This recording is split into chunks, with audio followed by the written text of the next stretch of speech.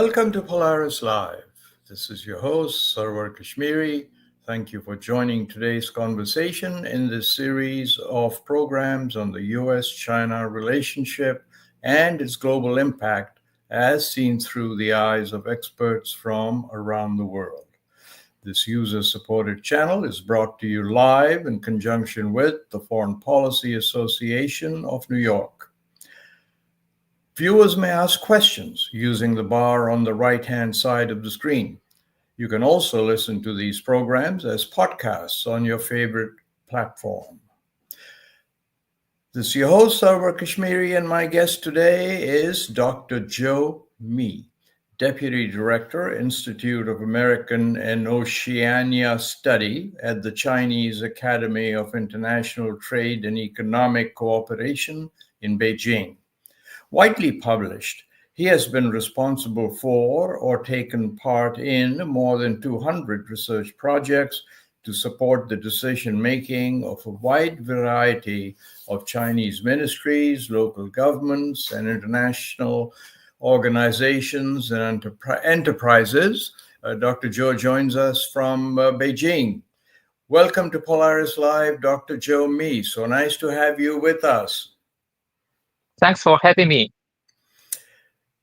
So, Dr. ZHOU, senior American and Chinese officials have just finished their meetings in London and agreed to, as they called it, a framework deal to restore the trade war truce. But no details were announced and leading to much speculation.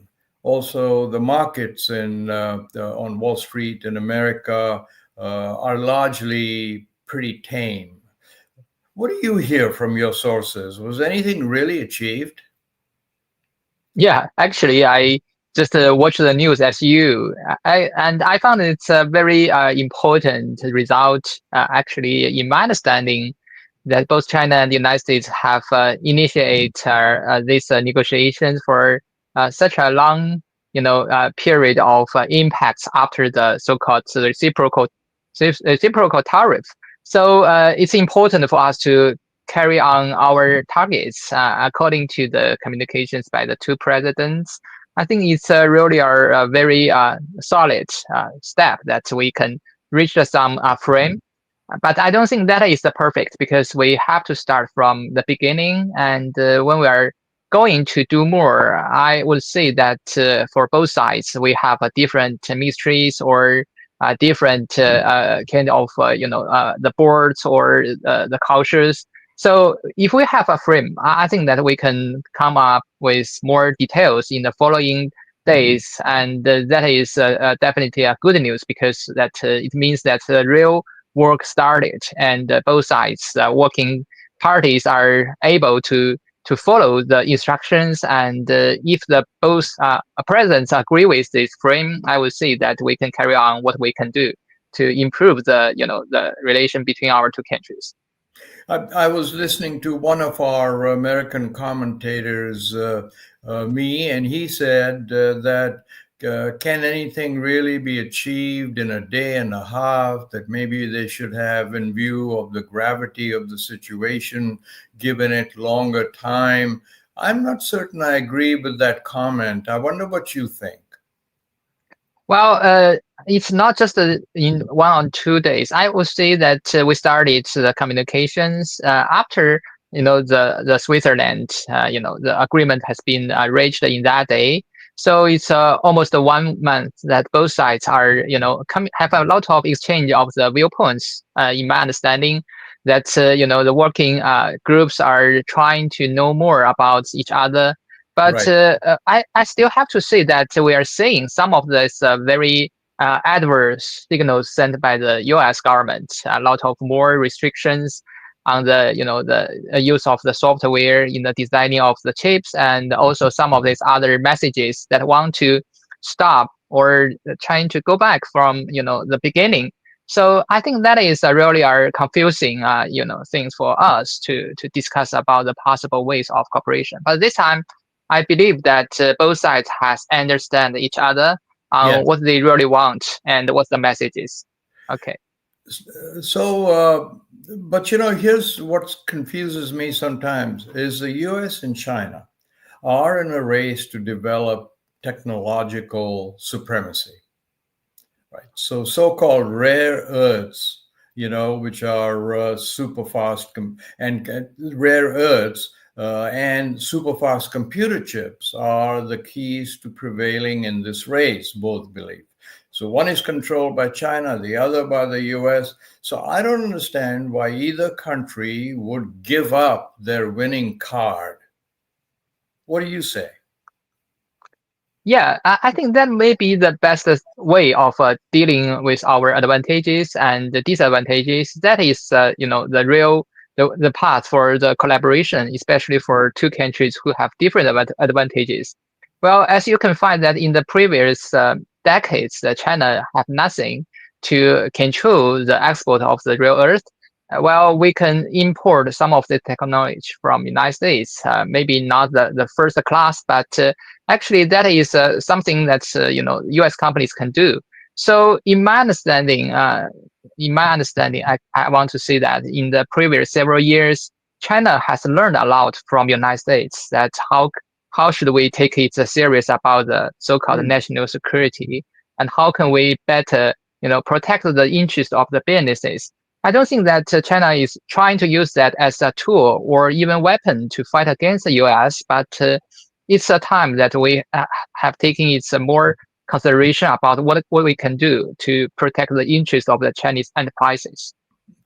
And so actually you're saying, if I read you correctly, that there is a certain symmetry on both sides and that there is a equal opportunity on both sides to play the cards in favor of themselves and the other and reach some kind of agreement.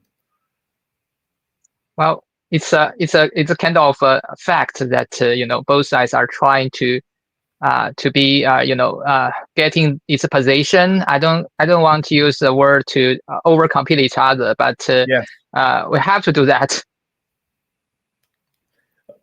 And so now here's a question which I've been thinking about, and pardon me if it's a little too brisk. So rare earths, as we call them, are a group of 17 elements that are more abundant these days than gold, some people say, and can be found in many countries, including the US. But they're very difficult, costly, and environmentally polluting to extract. China controls 90% of the global rare earth processing. Does this mean you think the Chinese government has accepted doing the environmentally damaging work to supply the world with these rare materials? It's something that I ask myself, so I thought I'd pop it to you. Yeah, it is true that in the previous decades, Chinese industries development are not based on the same conditions with other countries. Like you mentioned, the rare earths really dependent a lot of consumptions on the resources, including water, and have some adverse impacts on the environment. And it is also true that for many manufacturings that China is taking or the cost of doing that by the environment. But I think that is not the problem. The problem is that the other countries take it granted that China should do that.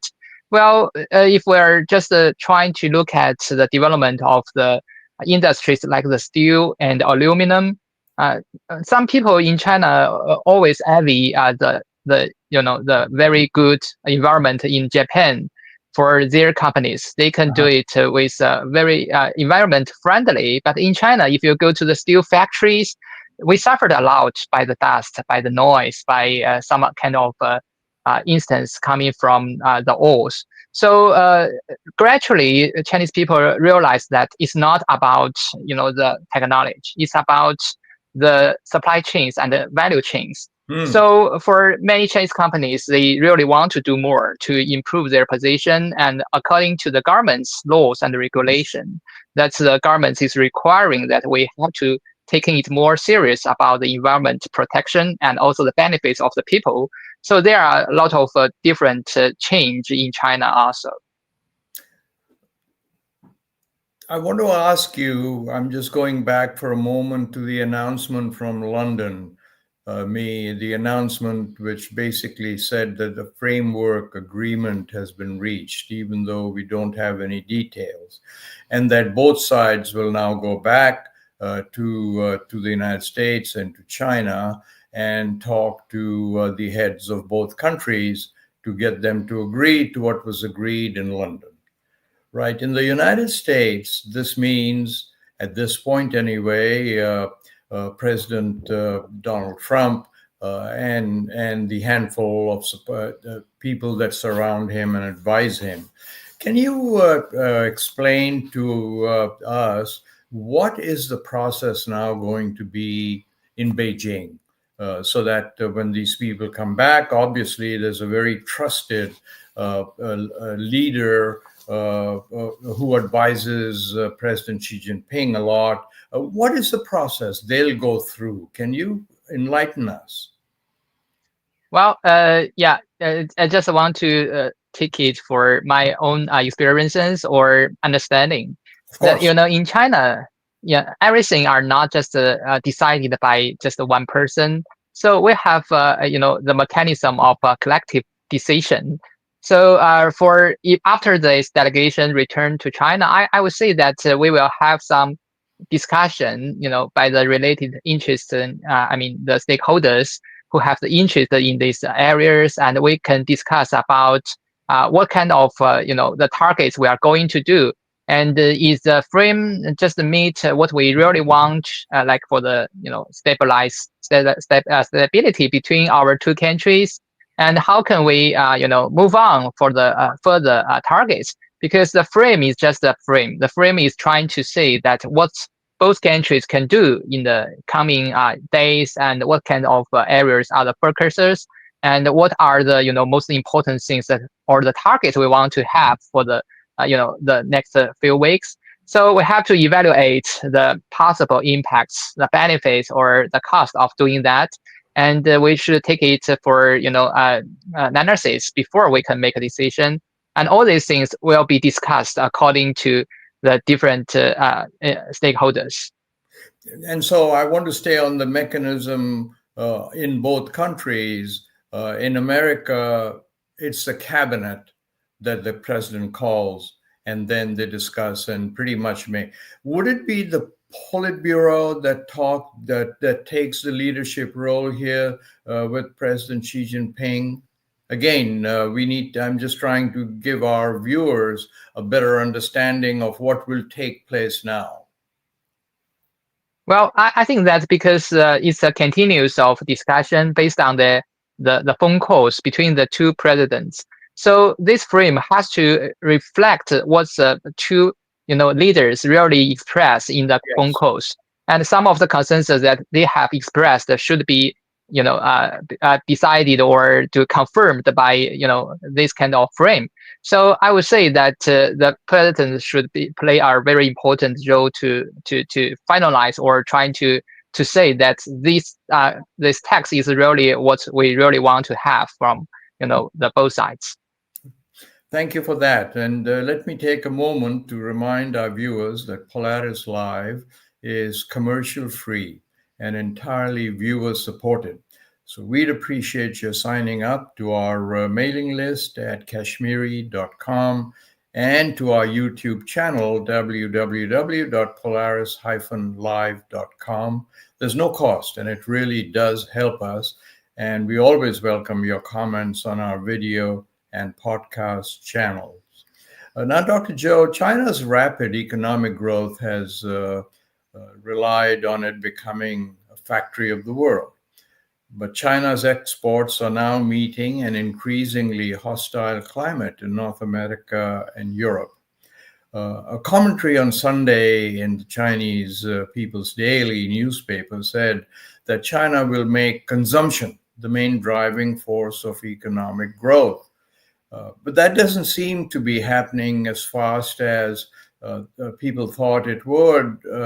What is your thought? And is there a plan B? Well, I mean, for the consumption, it is definitely one of our priorities for especially these 2 years. You can look at the statement of the government. We have put consumption as our priorities for the economic development. I think it's also, what we have reached in the previous decades. The China's economy is, has been developed very quickly, but most of these uh, the pillars of development coming from investment and export. So we need more, sustainable ways of development, and the consumption would be one of the choices. And another opinion is coming from, what we really want to have for our people.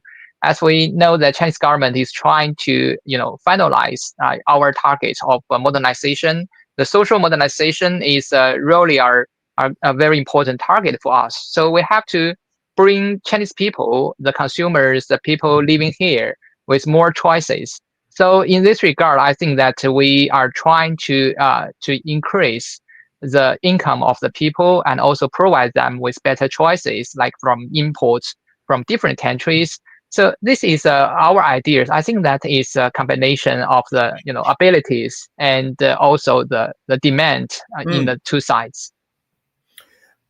Changing topics a little bit, you advise various arms of the Chinese Communist Party and its international trade relations. How has the importance of China's relations with ASEAN, the Association of East Asian Nations, changed as a result of the American tariffs? I think that is not about what they are doing have changed the United States tariffs, but if you're looking at the trade patterns, China and ASEAN countries are both the export oriented countries or economies in certain degree. So for many of the ASEAN countries, they exporting a lot of things like electronics, like the clothing, the shoes. I think that is having some similarities, like China. So for both sides, for China and ASEAN country, for most of the ASEAN countries, they are put very high reciprocal tariff by Trump administration. I think that's a really our impact for them to consider about their relation with US. So for China and ASEAN, I think that is our a very natural relation between our two parts, as we have a similar culture and very near locations, and also a lot of similarities on the structure of the economy. So we would like to strengthen the collaboration with them. And I would say that for ASEAN countries, most of them are still depending too much on the exports to United States. But now some of these countries are trying to think it with another angle. They are looking into the market of China. So I would say that is one of the the phenomena. But even more important is the China and ASEAN countries. We have accomplished the free trade agreements. That is agreements that based on the fairness. So we respect each other, and we want to give more opportunities for the stakeholders to benefit with the stabilities of the mechanism. And this is really helpful for both sides to strengthen the collaboration between us. Little clarification, you mentioned that because of the American tariffs, the ASEAN countries will look increasingly towards China itself. What did you mean by that? You said that they will export more to China? I just want to clarify. Okay, yeah, it is true that United States have different structure of consumption compared with other countries, including China. But it doesn't have to be that they can only export. I mean, other country can only export products to United States. So Yeah. especially when the supply chains are becoming so fluctuated, I would say that they will try to think about the possibilities of international trade with other important markets, including China, India, and some of the South Asia countries. I would say that would be a automatically and natural because they want to reduce the risks of doing businesses. Of course, you mentioned India, and I was going to actually raise that question.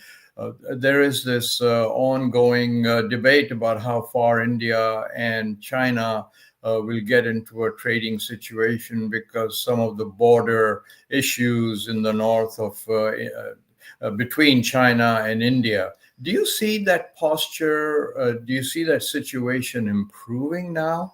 What does your observation tell you? Actually, in the this year and the last year, I think the relation between China and India has improved. Maybe not that much, maybe not returned to the previous status, but from this market demand, I think that they really need more collaboration. Well, I have many friends who are coming to visit me, and they ask me whether it is possible or valuable to invest or do businesses with India. I would say that is a very important market, but what we need is, more perfect or not that perfect, more stable policies, and also, it's in India we need more kind of support from the local economy. So naturally, we can understand that in Asia, especially the major economy, India is the only one major economy that has a faster GDP growth compared with China in the previous 5 years. Right. But there are still a lot of gap between these two countries. So I think that they really want to have more collaboration with us, and it is the same for us. We can do more. And reciprocally, do you think that the ASEAN itself has been strengthened in view of the tariffs laid by America? Well, if we can find from the statement that ASEAN summit, I think it's happened in the 10th of April, that they have collectively a statement. I think that for them the core message is that they respect the multilateral system, the principle of WTO that is based on the most favored nation.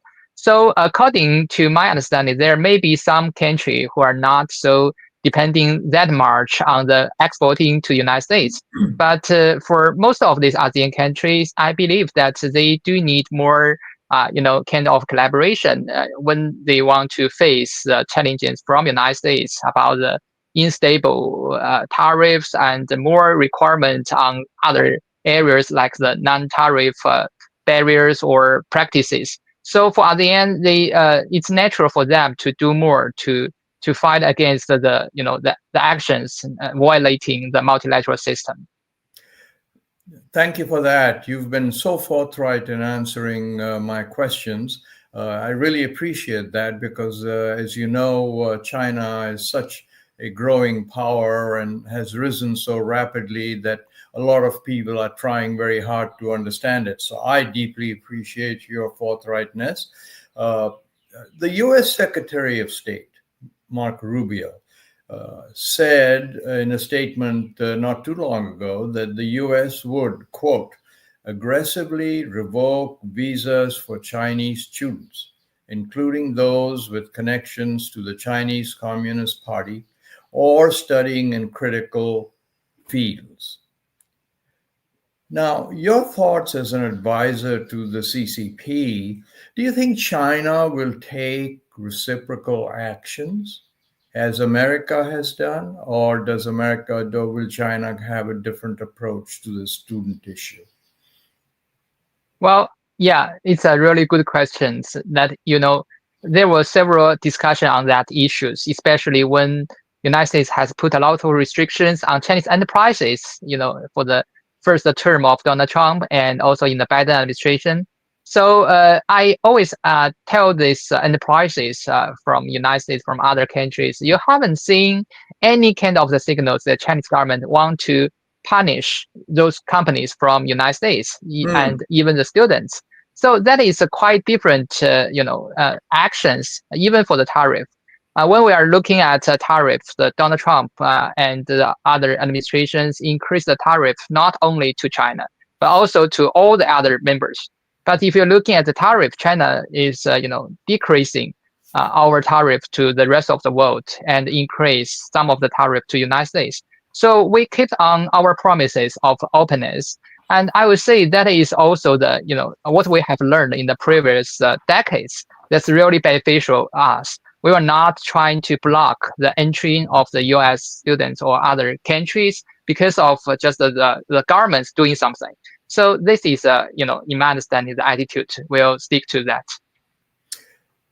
Now, you're quoted in the Straits Times with you've said with domestic labor shortages and high operating costs, the US risks creating a lose-lose scenario. I wonder if you just explain that a little bit. Sorry, what is the The quote was, and I hope I got this right, with domestic labor shortages this is in America, and high operating costs. With all the tariffs, I assume the US risks creating a lose-lose scenario. Well, yeah, I think that may be the truth that, if United States want to revitalize its manufacturing by the tariffs, I don't think it will work because the higher tariff. So we have to respect the rules of the market. And this is based on the willingness of the enterprises. They really need more efforts coming or the support coming from the human resources, coming from the global supply chains. Otherwise, they will not achieve these goals. Well, for the other countries like China, we can export to other markets, but we definitely will lose very beneficiary or profitable market of United States. I don't think it's a good choice for both of us.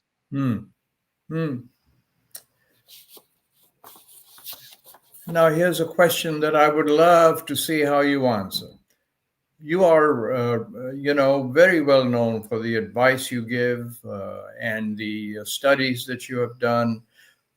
If you got a few minutes in private with President Donald Trump and with President Xi Jinping, what might you whisper in their ear privately to help both countries' daggers drawn situation to relieve that? Well, I think that it is a very interesting question. I may not have this opportunity, but if I have the opportunity, I would ask Trump to think about the possibilities of doing something together.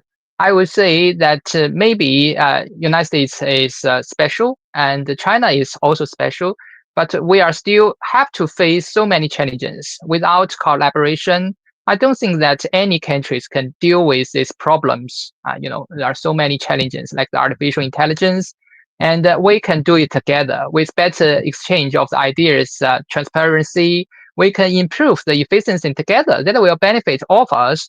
If I have, the opportunities to talk to our leader, I would say that China's, action should be, continue with our principles. That is the messages that we respect the multilateral system. Maybe there are some smaller and weaker partners in the world, but if we are not trying to respect them, I think that we will lose the collaboration with them. So no matter how strong one country would be in the short term, we have to understand that the rules of the market cannot be broken. So we need to stick to our principles and trying to make more efforts to innovatively to solve this problem. So for both China and the United States, we always stick to one principle, especially from our side. That's the relation between our two countries are based on the mutual beneficiary. We are not trying to take the large share of this market. We respect each other. And that is very important for us to not to talk with the officials of Chinese government, but also the enterprises that I met everywhere. I will persuade them that we should try to cooperate with our counterparts from United States. Well, thank you for that. And we have, unfortunately, we are going to have to leave it at that, Dr. Zhou, because we have run out of time. But from me personally and our viewers from around the world, let me say thank you so very much for being part of Polaris-Live today and your forthright answers. Thank you. Thank you for having me. And thank you also to our viewers from around the world. Please join us again next week when we have another guest to talk about the most consequential relationship in the world, that between China and the United States, and its impact on all the other countries in the world. Until then, goodbye.